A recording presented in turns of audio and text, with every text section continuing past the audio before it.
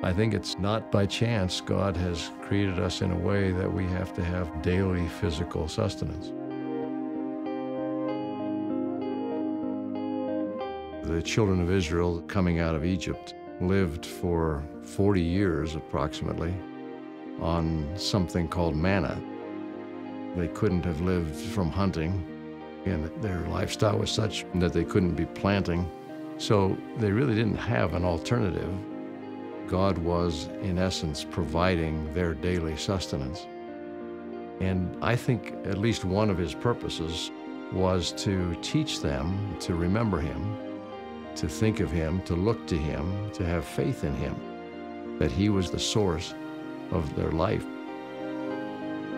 He did it in the way of making it a daily thing. They couldn't gather up manna and store it. It would only be good for one day. They couldn't forget who was the source of their blessings.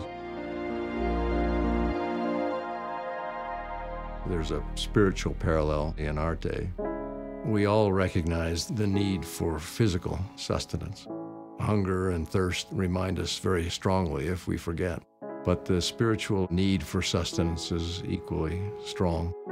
That comes not in drinking water and eating food, but in our constant daily efforts of communion with God.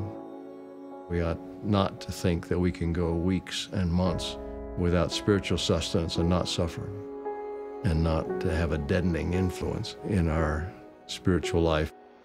Acknowledging the reality of our need for a daily spiritual ministration or manna helps us increase in our courage to do the right thing and to serve others more than we would have if we ignored God.